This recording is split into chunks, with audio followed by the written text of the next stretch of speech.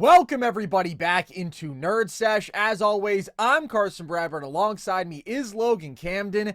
And the NBA offseason just doesn't stop, man. It hasn't even really officially gotten started yet. We haven't had the draft, much less free agency. And yet we have three pretty significant trades that we are going to discuss today. Now, we promised you all a show with the guests today. We lied. We're treacherous. We're not to be trusted. That show is going to be tomorrow, where we will reflect basically on the Oklahoma City Thunder and their title and talk about various topics involving them and their season and what's next for them. But first, we have to talk about these three trades, mostly centered around the Boston Celtics. They are at the heart of two of these moves as they are offloading contracts to get under the second apron, which they have now done, and cut costs, and obviously giving up on this window with this core that they had constructed that won the title last year. And this is no surprise because of the Jason Tatum injury. But the first move that we're going to talk about is the more recent one, which is that they have sent Kristaps Porzingis and a second-round pick to the Atlanta Hawks. Now, this is a three-team trade that will send Terrence Mann and the Hawks' number 22 pick tomorrow to the Nets. And then Boston will land George Niang and a second-rounder.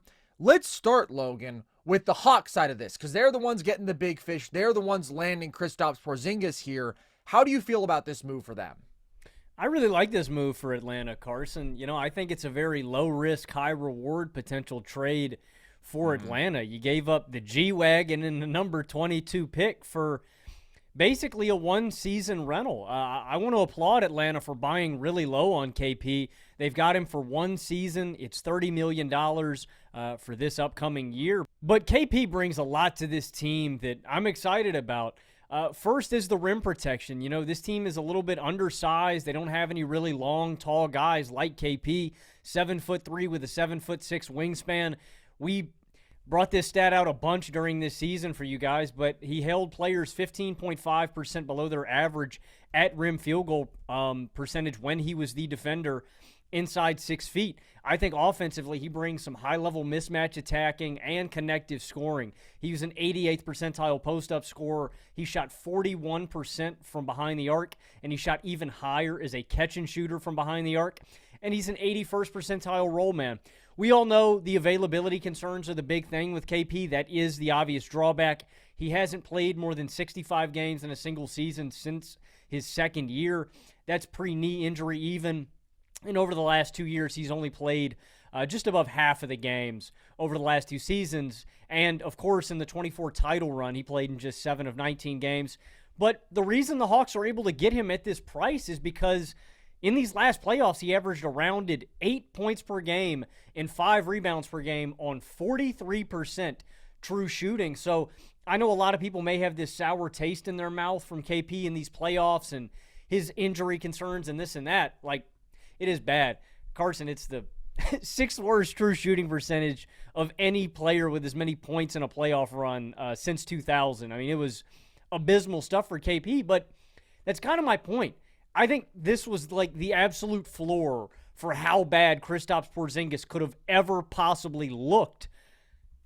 And so I just applaud the Hawks for going out and getting a really impactful basketball player, a guy that is going to help them win basketball games and, you know, I think fits what they want to do, but he brings them a lot that they don't have. Like I mentioned, size, rebounding, rim protection, and reliable secondary scoring that Trey hasn't had. So I really like this move for Atlanta, Carson. I would give this like a B+ or an A. I think they're buying low on a really talented basketball player.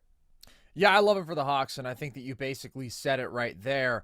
I'm a huge Porzingis believer. I am very much on the record with that. And these playoffs were, as I've said before, like the closest thing to an actual Monstars draining a basketball player's abilities that I've ever seen in my life. That was so far from the Porzingis that you expect what we got in these playoffs. And obviously, the illness was a factor there. I mean, KP said that he's never been sicker in his life, and his minutes were limited, and he was in and out of the lineup down the stretch of the year. So that is a factor in why he struggled so much. And that is a concern just because it was such a weird thing and it was prolonged and it kept dragging on. But now he says he's feeling great. And that's encouraging, but health is always going to be a concern with him, whether it's the illness or whether it is, right, injury. You mentioned the availability stats. That's a consistent concern with KP. Back-to-back playoff runs for the Celtics. He was not able to be consistently available. So you understand all of that. But here's the thing, like, right now, it feels like that is what is at the forefront of everybody's minds. Everybody has this worst case scenario of KP at the front of their mind. So you're able to buy really low on the most efficient volume post-up scorer in basketball over the last 2 years, a guy who has shot over 39% from deep on 5.5 attempts per game in those 2 years, who also held opposing players 15% below their average field goal percentage at the rim in that time. Like, those three skills, the post-up scoring, mismatch attacking, the ability to be an elite stretch big with unique range at 7'3", who can do it off the catch, who can do it off the pop, and then to be that great as a pure rim protector, they're all extremely valuable, game-breaking traits when maximized, and he's incredible at all of them. So you're getting that player who is at a clear position of need for you because Clint Capella is out the door. He's gone. Good riddance. I love Onyeka Okongwu. I did have some concerns about him being asked to anchor the 5 as a full-time starter, just with his size at 6'8", not being an imposing rim protector for a Hawks team that needs some really good backline defense. I didn't love that. I love Onyeka as a backup center, and now that's the role that he's going to be in. And as the Hawks, like, you're trying to take that next step now. Obviously, you can go out there and win 40 games year after year, but you're in a position where you're trying to push to be a team that can win a playoff series in the East because you see the opportunity is there with the Tatum injury, with the Halliburton injury in a conference that already was clearly not as strong as the West. And you can absorb this contract for 1 year and then it expires. And then you figure out what you want to do from there. Like you said, it's a rental. Can you get KP on a more favorable deal? Like, you will be in full control of the situation. Right now, he is basically just a mercenary who hopefully can help you become a more legitimate playoff team in the East. And worst case scenario, okay, the guy can't stay healthy. It doesn't work out. And that would be a bummer, but you really wouldn't have given up much to make that happen. I mean, yeah, the number 22 pick in this draft is not nothing. I want to be clear about that, but getting off Terrence Mann's contract is a win, and Jordan Yang obviously just insignificant for them. So I do think the risk is low and the upside is high. I think the best version of KP checks some major boxes for this team, like pairing him with an elite pick and roll playmaker like Trey. You could get a great version of KP, who also is the most lethal scoring big by far that Trey has ever played with. And I'm not saying that KP is just going to start rolling to the rim over and over again and become this volume lob threat, because that's just not his tendency as a player. But nobody can set him up better with those interior passes than Trae Young. He is like the best in basketball at that. And then the pick and pop game is going to be absolutely lethal. So I do think there's a very complementary dynamic in their game. And then defensively, I think that he's in a spot where they're not going to ask him to guard in space a bunch. And like, yeah, I do worry about KP's lack of defensive versatility in a really high stakes, like finals kind of environment. That's not the bar for the Hawks. The Hawks just need somebody who can anchor the interior as a really good rim protector, because they have the perimeter personnel with their rangy wings outside of Trey, obviously, but with Dyson Daniels, with Jalen Johnson, with Reece Sachet. And also, one of KP's weaknesses as a center is that he's not a great rebounding 5. They've got a great rebounding 4 in Jalen Johnson, who can be a double-digit rebounder alongside him and compensate for his limitation a little bit there. So I just think it's great, man. And right now, this would make the Hawks my number 4 team in the East. Like, I was already talking about them being in those conversations before they made this move. I think that the Cavs are a clear top dog for me. Then you go to the Knicks. Then you go to the Magic. And then it's the Hawks. I think that they have absolutely surpassed the Pistons. Detroit has to make some moves happen if they want to catch up, because Trey is a hell of an offensive engine. And when you give him this level of offensive skill around him, because this past year, man, it was rough. Now you have an elite floor spacing, mismatch attacking 5. He is going to have a really high quality do-it-all forward back in the lineup in Jalen Johnson, who was playing at a fringe all-star level before he got hurt, and then he went down. And then you have the really good defensive personnel with how Sesh improved as a shooter in the second half of this past year. I think there's a lot to like there. I think they're going to be a good offense with Trey running the show, with improved pieces around him. And I think they're going to be a very solid defense. And they have 3 guys who are like top 50 kind of players in the East. That's really good. And I like some of their role players too. I really am in on the Hawks. I mean, I think you have them in the right spot in the East. I just don't think it's like real. I mean, just like I'm not going to bank on KP being available again, like in meaningful situations. Like, I think it makes them a tangibly better regular season team.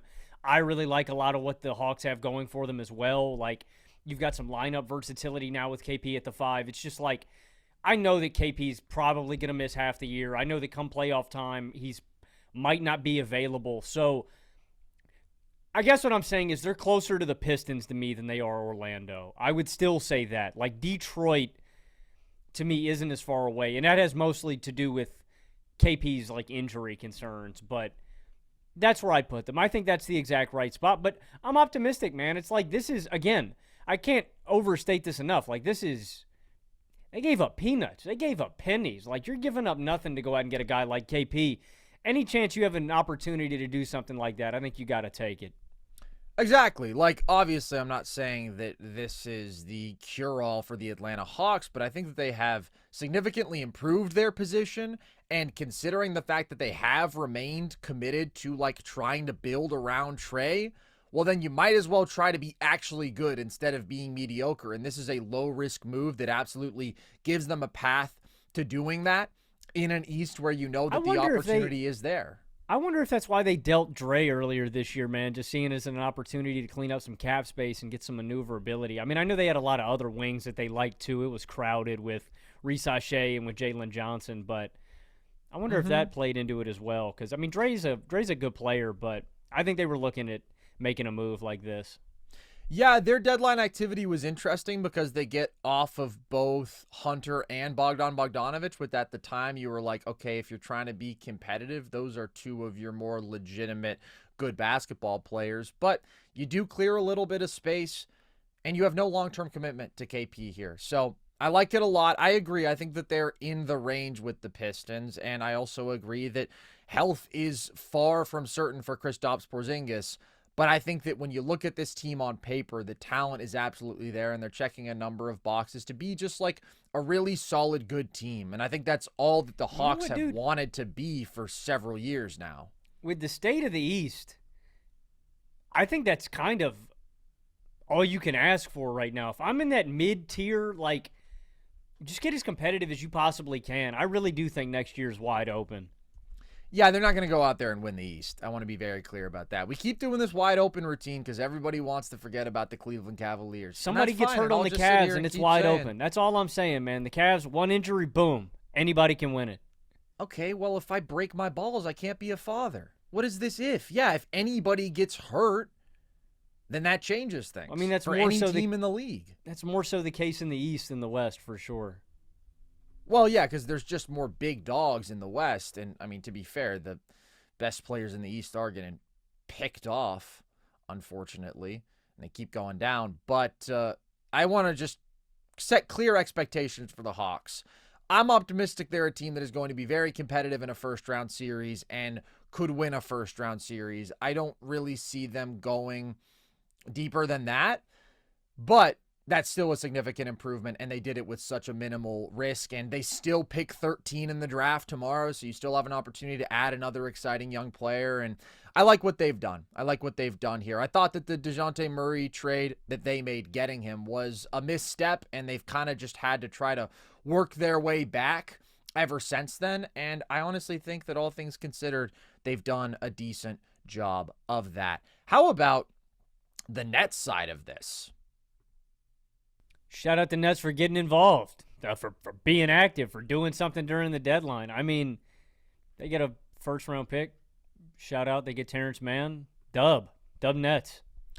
Well, I mean, I don't know if getting Terrence Mann is a dub. I think that's the reason that they get the first, just because they're taking on that contract. But, like, I love it. It's basically a free first-rounder. I don't really care about that Terrence Mann $15 million a year contract when I have all the cap space in the world and am still so far away from being a competitive team. The Nets have 5 first-rounders tomorrow. They pick 8, they pick 19, they pick 22nd, 26th, and 27th. I'm not sure that anybody's franchise trajectory hinges on tomorrow more than theirs. Like, I'm really excited to see what they do because they have so many roster spots available. They just have so few contracts on the books that, like, they could stand and pick at each and every one of those spots. But obviously, there's also a ton of trade potential there. They could easily package some of those picks for more future assets or just to trade up to the top of this year's draft pretty high up. I think that's very interesting because they're in this weird spot right now where they do have a couple of really good guys in their mid to late 20s in Claxton and Cam Johnson. But obviously, like, those guys are perennial trade candidates because you just don't think that they fit with this roster whatsoever. So their future with the franchise is very much up in the air. And then they don't have any like actual flagship younger players. And this is an opportunity for them to maybe like really be aggressive, trade up towards the top of the draft, or just take a shit ton of swings, man. If you have 5 first-round picks, odds are you're going to land a couple of real quality players. And the draft is a crapshoot. It's not a bad idea to just say, all right, let's take as many shots as we can. I know it's crazy. I can't think of a time ever that a team has picked 5 times in the first round, but I can see the argument for them doing that. Either way, it's awesome for them to have 5 first-round picks and to basically just get involved in this deal and get one for free. I love it for them, and I love it for the Hawks. For the Celtics, what do you make of their end here? I mean, with the Porzingis and the Holiday trade combined, it's going to save Boston a projected near $200 million in tax penalties. They're going to save about $180 million. I mean, that's Boston's angle at this, is they're just trying to get off money.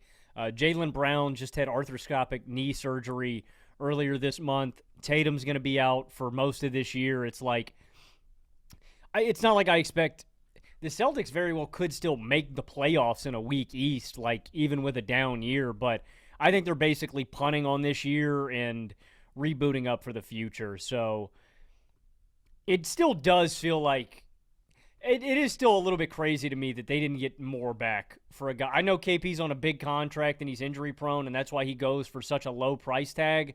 But it's just kind of baffling to me that, like, there wasn't anything else they could have gotten. I mean, they get the G-Wagon and a second-round pick. So shout out for them for getting off some money and a contract like this. But it is still crazy to me that a guy of Porzingis' caliber went for this low of an asking price.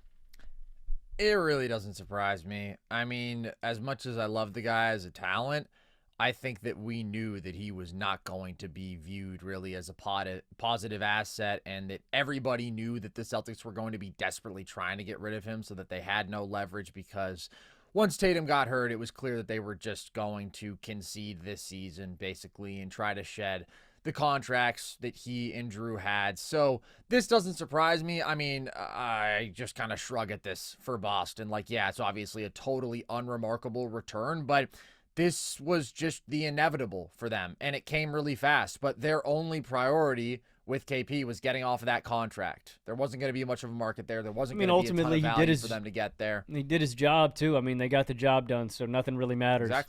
Exactly. I mean, they bought low on him, low as hell.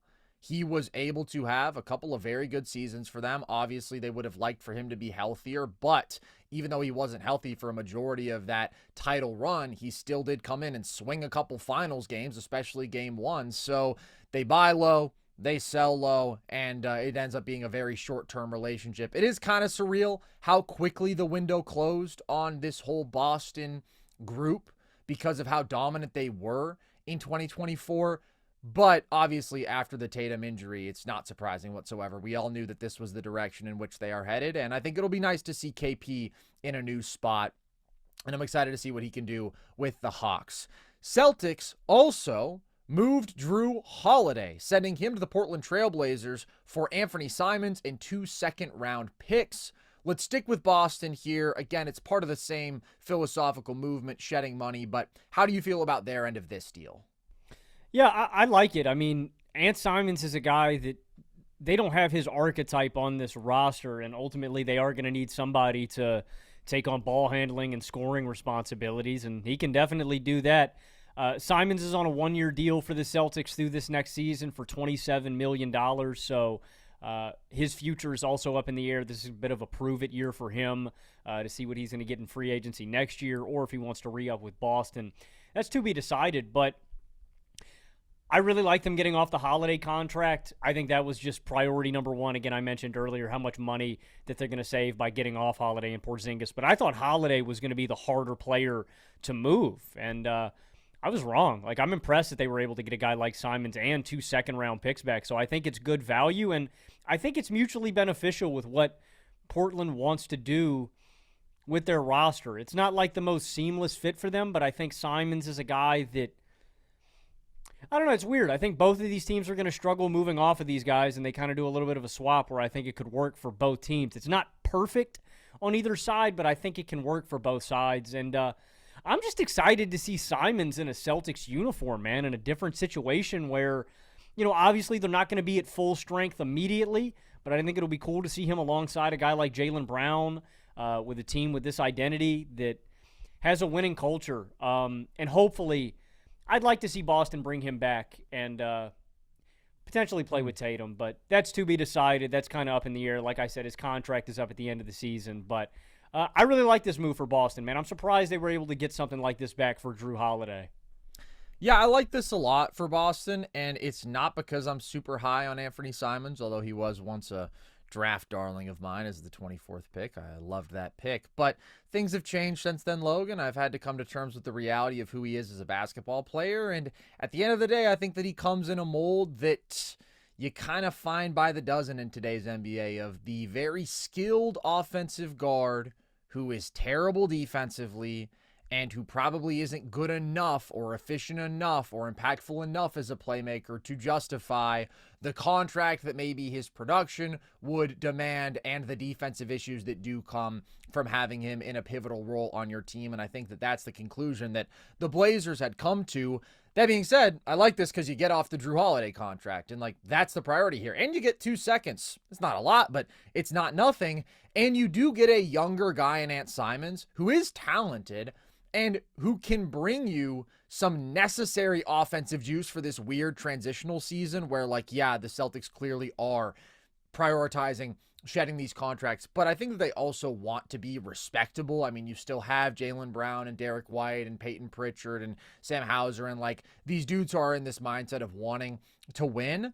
And so, Simons fills a void in that roster. Like you said, he is a pretty dynamic pick-and-roll creator. He does have some real high-scoring upside. It'll be interesting to see him maybe playing a little bit off the ball, what he can do as a pretty dynamic shooting threat, maybe get him involved off the catch some.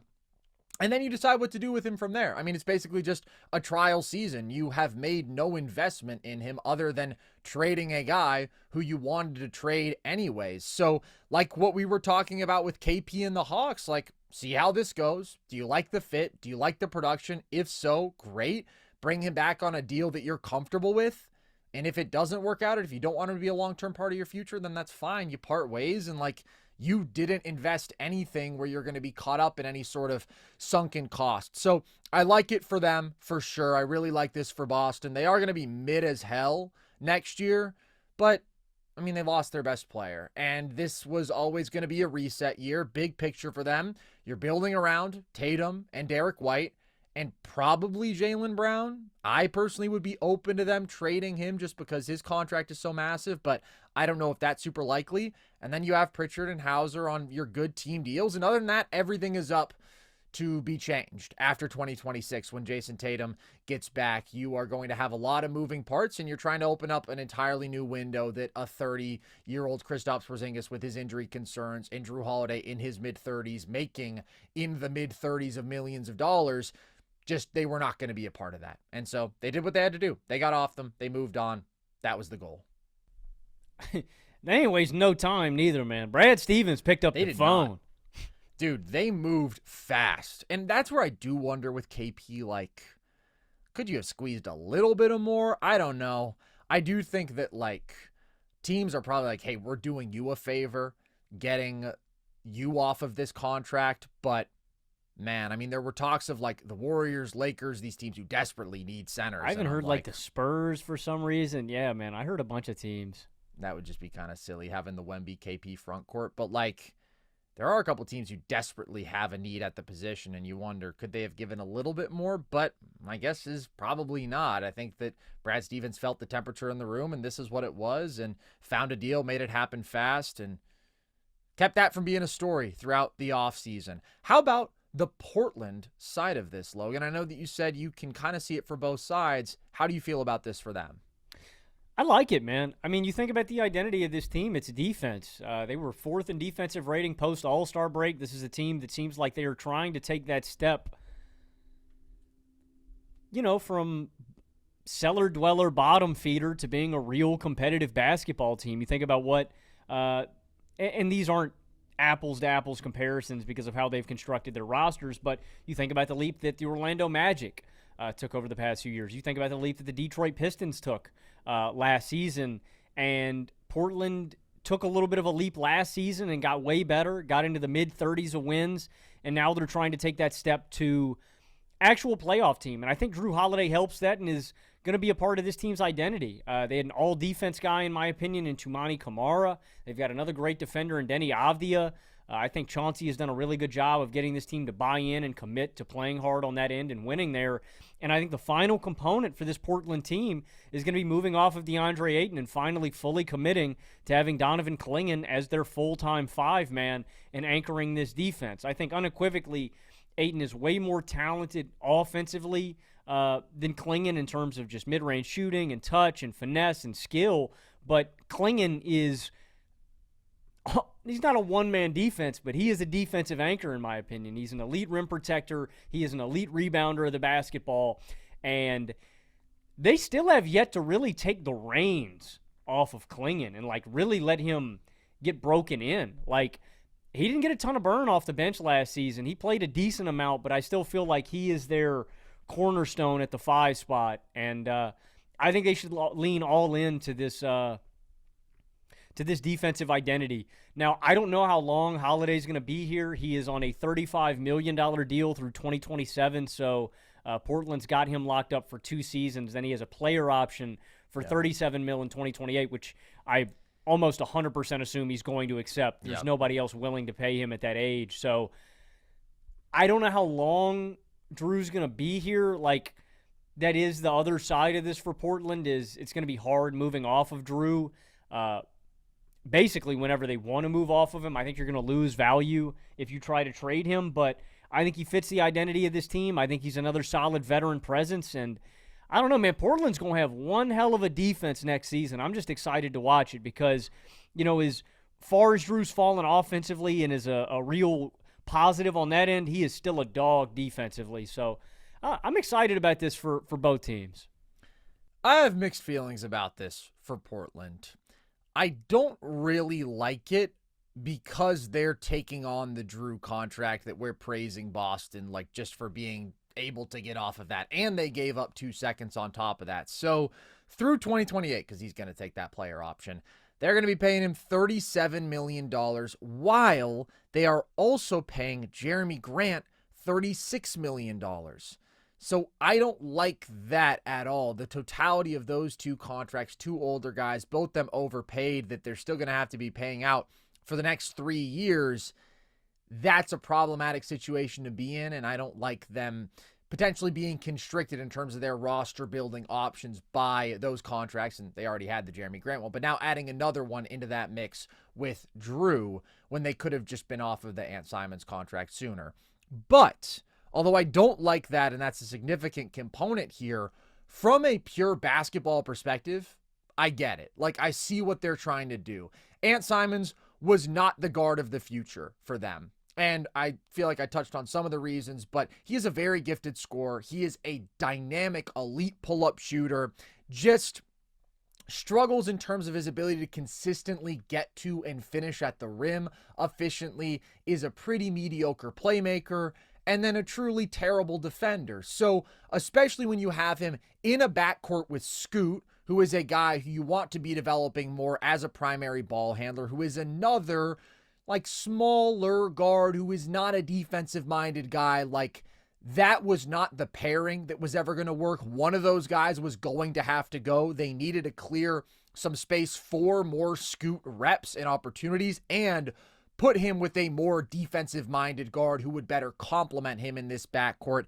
And that's what they get with Jrue. So I do think this breakup was inevitable, and Portland is now in a place where, like, as you were talking about, they're done with the rebuild. Like, I feel like a lot of people looked at this and they were like, oh, what is Portland doing with the win now move? And again, I have mixed feelings because I think the contract is too much and the price is too much for Jrue. But I totally understand them looking at this as the moment where they want to take that leap from, like, respectable competitive team, which is what they were. They were not a cellar dweller. They were a 33-win team. They were a top 5 defense post All-Star break. They clearly have talent on their roster, but going from that team who's going to be like the 12 seed in the West to a team that could now be playoff competitive, right? At least in the fringes of those conversations, as some of their young guys, Shaedon Sharpe and Scoot and Klingon, are all still getting better, you also bring in some vets who can help you take that mini leap.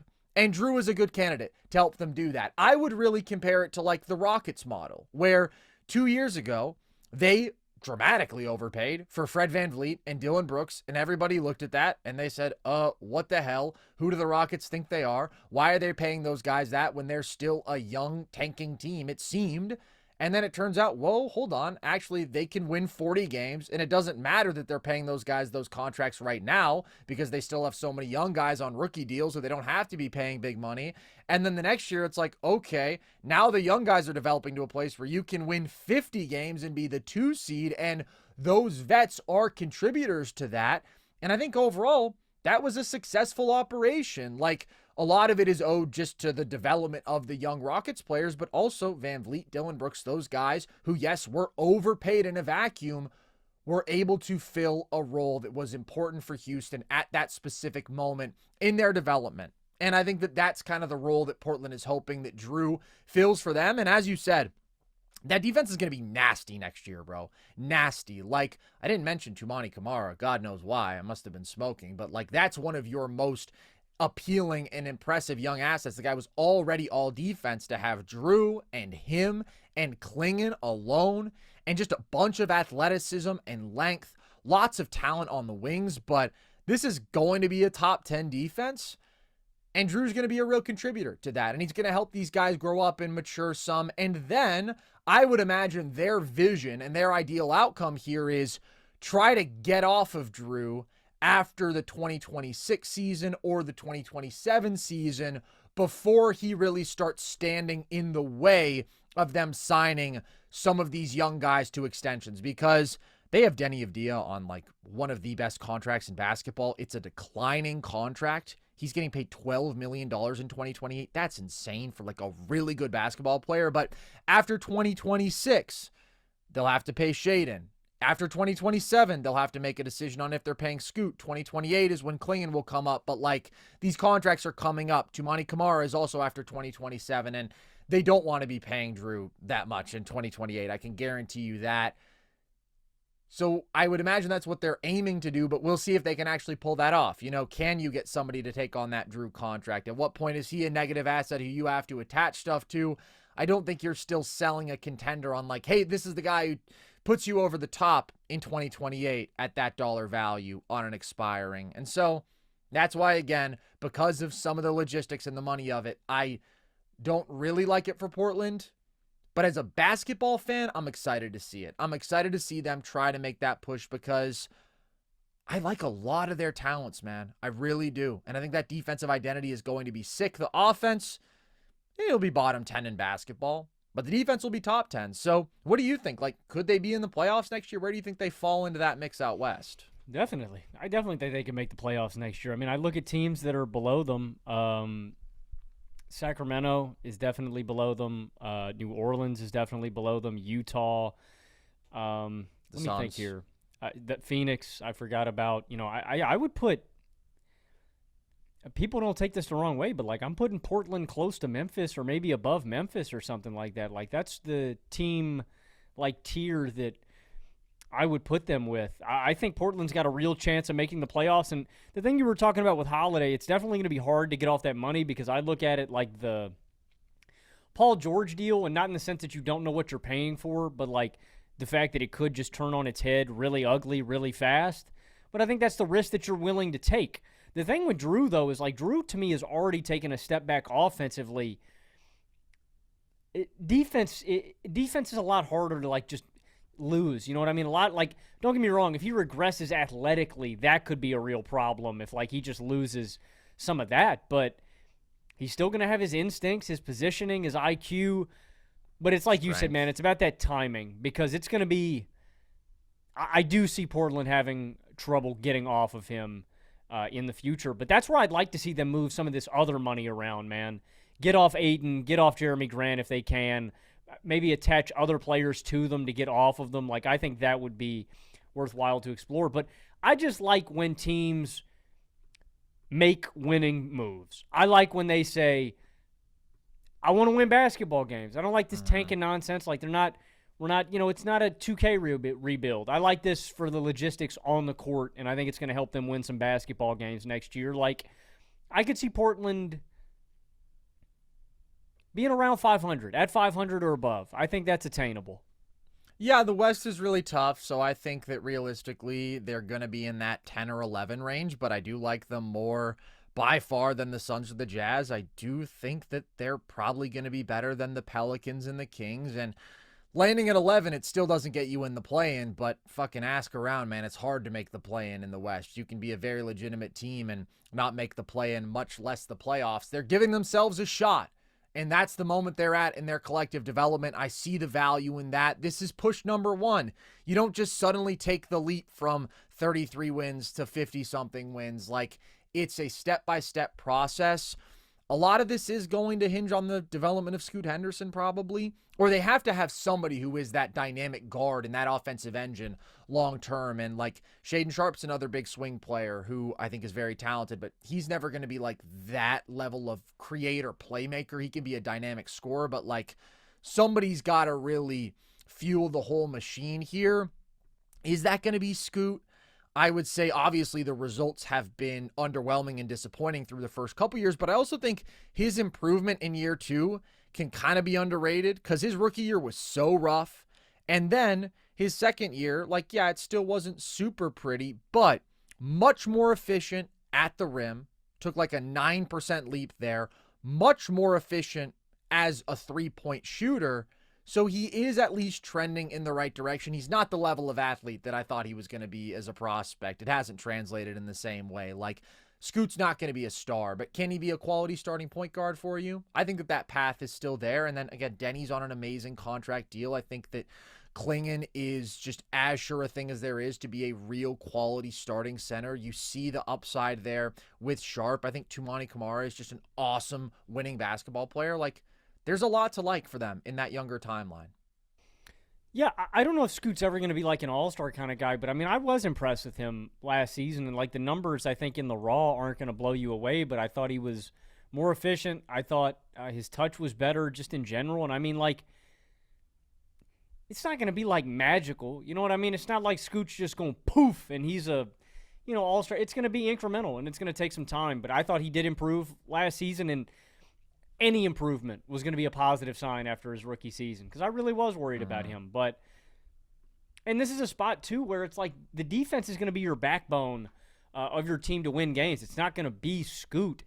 Scoot is like icing on the cake. If he pops, then boom, you got your guy and y'all are ready to rock and, probably losing the first round because the West is so tough, but you can make the playoffs. But it's, again, the improvement is going to be incremental and it's going to be season by season, and I think the realistic goal for Portland next season should be make the playoffs. And if they do that, I think it's a successful season.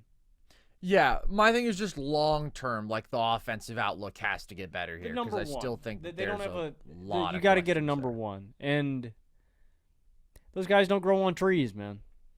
No, they don't. And that's probably going to be the key thing for Portland is finding that number one or finding enough offensive skill in the aggregate, but defensively is going to be a hell of a group, that's for sure. And you're talking about them trading Ayton, I don't know if that happens just because he's an expiring. I don't know who's going to take that on, but I think that after this year, at least, he's gone. And then you slide into the Donovan Clingan era as your full-time starter. I do love him, and I think that he is absolutely going to be that anchor for them long term. Real quick, before we move on, let me ask you something.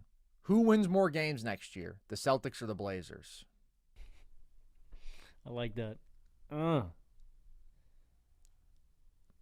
Shit, thinker, huh? man. That's a tough one, dude. I'm going to say Boston. I just think the East is going to be easier. I think they'll get some more free wins, and I think the Celtics defense will still be okay. They still got some quality players. It mostly has to do with the strength of the schedule. I think Portland's going to be right around 500, and I think Boston's going to be a little bit better than 500, but that's a good question. What do you think? I think that they're both going to be like 40-win teams. I don't know. I think that like Boston's defense is about to fall off precipitously. Like that has been such a massive strength of theirs, and when You're you not trusting lose, the boy Luke Cornett and Al Horford to hold it down, bro. I like Luke Cornett. I like him a lot as a backup big. I don't like him as much as a full-time starter, but I guess Horford is coming back, right? That seems to be the indication, so that's good for them. I still think that you are losing a real valuable rim protector in Porzingis, but that's not really the problem because we've seen them put together good defensive lineups with Cornett and some of their best defensive lineups with Horford at the 5. He's generally been better defensively in the playoffs because of his switchability than Porzingis, who's so much more rigid. It's not that. It's going from Jrue Holiday to Ant Simons. You can't really have much of a bigger defensive drop-off than that. And then losing Jason Tatum, who I just think is such an uber valuable part of this defense with his positional versatility, his elite defensive rebounding. I think that they're just, going to be smaller, not as athletic, not as good on the boards, not as imposing defensively. And then obviously they're going to be worse offensively too. But I think that both these teams are going to be quite mediocre. I think Portland will be the more interesting watch just because you'll kind of feel like Boston is waiting around in no man's land. But you still have the great Derek White. You still have Jaylen Brown. You still do have Big Al Horford. You still have some talent off Peyton the bench. Pritchard, And the East is a Sam lot Hauser. easier. Yeah, All right, man. I'll say that Boston wins 41 games and Portland wins 40. That's off the top of my head. We also still have an offseason left for both of these teams. But I think they're going to be very close, which, I wouldn't have put any money on that if you asked me a few months ago. Let's talk about this final trade, Logan. Super weird one. The New Orleans Pelicans trade CJ McCollum, Kelly Olynyk, and a future second-round pick to the Wizards for Jordan Poole, Sadiq Bey, and the number 40 pick. If you had this one on your bingo board, congratulations. That's a bingo. How do you feel about this for the Wizards, Logan? I actually like this for the Wizards, man. Kind of like what I was saying about Portland making a win-now move. I just like the Wizards organization getting guys who are veterans that can bring a bit of structure and foundation for some of these younger players. That's the first reason I like it. I mean, you have grown-ups in the room now, and Chris Middleton, CJ McCollum, and Marcus Smart, like guys who have won and been on good teams and been in the playoffs and can at least be leaders for this group. Middleton, it is up in the air if he's going to be back. He's got a $33 million player option for next season, so if he does come back, I definitely like this move more for Washington if they have both of them. If they just have McCollum, I don't like it as much, but the real reason I like this is they get off Jordan Poole's money. I just don't think Jordan Poole is worth $30 million a year, and his contract is through 2027. So the way you look at this for Washington is, I mean, they could have $60 million come off the books. You know, obviously they bring in McCollum, so about half of that comes back on the books for this year. But you're shedding a lot of salary if Middleton does go. I just don't like the Poole contract, and I think the Wizards got two good rotation guys for right now. So you may be sitting there and going, it doesn't fit their timeline. Who the hell's timeline does Jordan Poole fit? Like, is he a winning basketball player? I don't know what he does for $30 million. Like, that's why I like it for Washington, because they're getting Jordan Poole out of the way, and they got a couple of rotation guys back. So I really hope Middleton re-signs, and I hope we see the Wizards as like this 30 to 40 win team, competitive night to night. It's going to be a little bit weird, but I do like the getting Poole off the books, and then I like them bringing another veteran for this young team. Yeah, I think that this move is really all about winning on the margins for the Wizards, and I kind of look at this deal and I'm like, why not? Like, CJ's contract is expiring, so now you get off of the money a year sooner than you would have with Poole. It's not so much that I think like, oh, there's such a big difference in value between CJ at 30-something million and Poole at 30 million. I don't want to be attached to either of those contracts. Now I'm getting off of this one a year sooner than I would have been with Jordan Poole. That's the win. And then, yeah, I do think that you get a grown-up in the room here. That's valuable. I do think that CJ's a little better than Jordan Poole, so that's nice, might as well. But that cultural aspect of it does mean something. CJ McCollum is the wise man who once remarked on Jamal Murray's pubes publicly, so is he the guy who's going to shepherd this next generation into their era of growth and wisdom? I don't know. Maybe. The guy's been around a long time. He's played a relatively large amount of high-stakes basketball. He's a fun personality. Nothing wrong with that. And, like, we were just talking about this with Ace Bailey potentially going to the Wizards. Like, if you just send him into, like, a complete wild west of a roster with no guidance, no veteran leadership, you can see that going south. We're not doing 2K rebuilds here. Like, it matters that you have locker room guys and vets. You don't need a ton of them, but you need a couple, and I'm good with them going out and getting CJ and Kelly Olynyk, who's another grown-up to just have in the room. And really, the biggest thing here is they get off of the Jordan Poole contract. So it's not some remarkable move for the Wizards, but I think it's a slight positive. How about for the Pelicans? What the hell? I don't know what the Pelicans are doing, man. What the hell, Burden? Yeah, I got nothing, man. I don't know. They have they've got two guards that I really don't like in Jordan Poole and DeJounte Murray, and then they've got two wings that I like in Trey Murphy and Herb Jones, and I really wish they would trade them to competitive basketball teams so those guys could, play winning basketball. And then I love Zion Williamson, but the guy can't stay healthy. I think we should blow the Pelicans up. Oh. I think we should just abolish the Pelicans, man. I think we should. Advocating for terrorism. Not surprising to me from Logan Camden. Let's take the Pelicans out and let's just remove them, and we'll bring the Sonics back. Thoughts? Ooh, well, I think the Sonics are coming back in a couple years, whether we resort to terrorism or not, Logan. So I'm going to say let's just wait for expansion. Dude, the Pelicans are, it's like every team in the league, I can kind of point to something positive. I'm not going to negotiate with terrorists right now if that's what you think is happening. Even the Nets, they have like 5 first-round picks this year. That's something to be optimistic about. Hell yeah, it is. What's redeeming about the Pelicans? They're not the Suns. Actually, the Suns might. Yeah. But it's pretty that's a close, great point, man. But that's kind of they're both that's where fucked. You're at. We have to compare you to Phoenix to feel good about you. And even then, I'm just kind of like, no thanks. I don't want anything to do with either one of these teams. Yeah, again, I'm not going to overreact. This is a weird-ass, like, kind of mid-off of a trade. But I do think there's a bit of a winner in Washington, and there's a bit of a loser in New Orleans. Like the same things that I was just talking about, where I don't want to be attached to either CJ or Jordan Poole on their contracts. I'd rather be the one getting off the money sooner compared to committing to the money for longer. And now New Orleans is the one committing to the money for longer. And like Jordan Poole did just have a much better season. Like he was significantly more efficient as a pull-up shooter. He was more efficient as a scorer overall. He was more productive. It was not the nightmare circus show that 2024 was, where like he was just playing some of the most unserious basketball we've ever seen for a historically bad Wizards team. He improved, but there is just an up and down nature to his game, because like 2023 was also really bad. There's a reason the Warriors shipped him out. He was so terrible in that playoff run and was incompatible with what they were trying to do at that time. So I do think that CJ is better right now. I mean, you're talking about two small guards, both of whom are going to be problematic defensively. I think CJ's a little bit better there, a little more serious. Neither of whom are even average playmakers considering the position.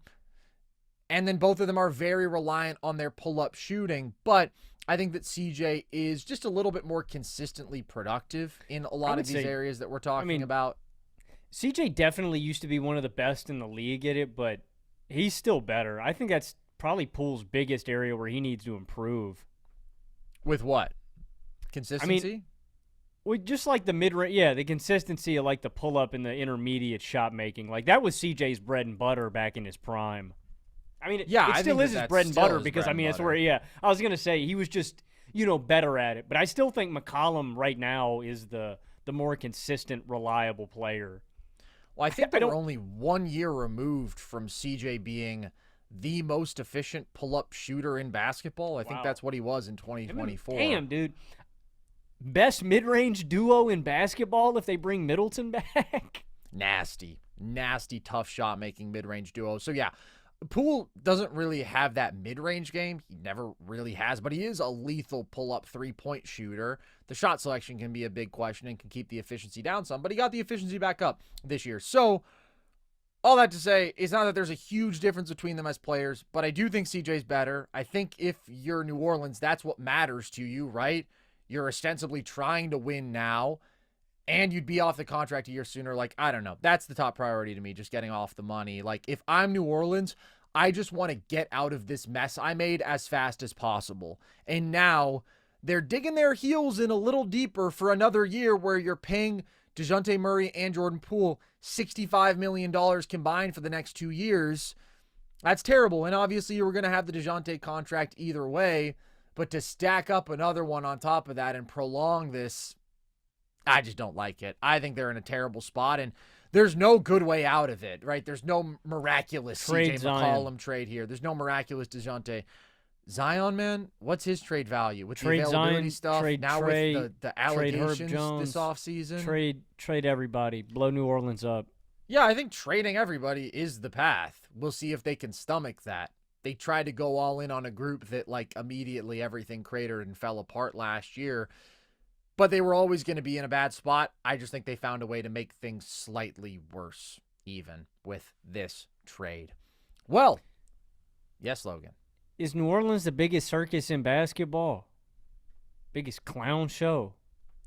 It's definitely a clown show. I mean, again, I'm going to nominate the Suns. They're a clown show. Over, under 30 wins for the Pels. It's like 100% dependent on if Zion actually plays. I think that's a good line. I'm going to take the under. Can I take a push? 30 is about right. That's how I feel. Zion is top 15 in terms of impact when he's on the court, but like the reality there is just not good, and the roster around him sucks. All right, we will see you guys tomorrow for our show with this special guest, and then we will be live for the draft with our good friend Jason Timpf over on the Hoops Tonight channel. So we will post the audio of that live stream to our podcast feed after, but if you want to watch it in real time on YouTube, get locked in at draft time tomorrow on the Hoops Tonight channel. That's where we shall be. And then we'll have a show of our own too the day after, ranking winners and losers and talking about the draft even more, because we're only going to be live for the lottery with Jason tomorrow. But that'll be a ton of fun. Always love doing the annual draft live stream, so lock in for that with the fellas. And if you want more of our content, check out our YouTube channel. It's all there. Listen to the pod across all audio platforms. Follow us across social, TikTok, Instagram at NerdSesh, Twitter at Nerd_Sesh. You know where to find us. Join our Discord if you want. That's linked at the link tree across our social media bios. And with that, as always, appreciate you guys. I've been Carson Brabber. I have been Logan Camden. And this was Nerd Sesh.